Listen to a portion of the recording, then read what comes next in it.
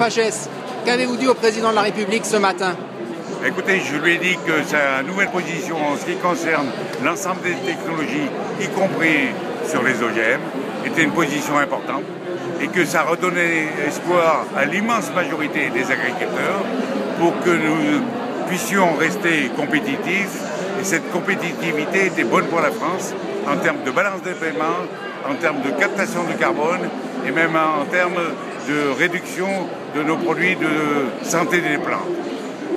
En lui disant également que ici j'étais président du CNIS, que je représentais 76 entreprises qui faisaient de la recherche et ces entreprises-là consacrent en moyenne environ 14% de leur chiffre d'affaires sur ces sujets recherche et innovation indispensables à notre secteur. Vous pensez qu'il y a une menace sur ce secteur en France? Oui, vous savez, pendant que nous avons gagné, nous, sur 20 ans, 20 quintaux en maïs, nos amis américains en ont gagné 40. Et donc c'est bien la compétitivité de l'agriculture française, voire européenne, qui est en jeu, derrière des accords de libre-échange qui se profilent. Et la question fondamentale que nous avons à régler, c'est comment rester présent sur le marché avec une compétitivité intrinsèque pour donc faire face à ces nouvelles concurrences. Et dans quel sens doit aller la recherche justement pour favoriser cette compétitivité française? La recherche, elle est multiple, mais nous avons besoin de l'ensemble des technologies des sciences de la vie, y compris les OGM. Et les OGM sont aussi une des technologies de recherche pour identifier la fonctionnalité des gènes.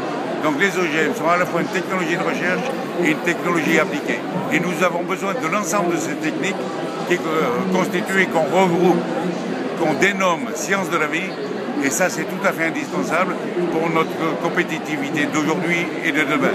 Parce que c'est grâce à cette compétitivité que nous pouvons amener les denrées disponibles pour l'ensemble de nos concitoyens à un prix compétitif. Et ça, c'est indispensable, y compris à l'économie de notre pays. L'agriculture est l'un des trois secteurs qui a une balance positive. La balance positive de notre secteur, c'est plus de 11 milliards d'euros. Nous exportons plus de 55 milliards. Et donc voilà, l'avenir de notre pays passe aussi, comme dans tous les autres secteurs, par innovation et recherche. Monsieur Pagès, merci et bon salon. Merci.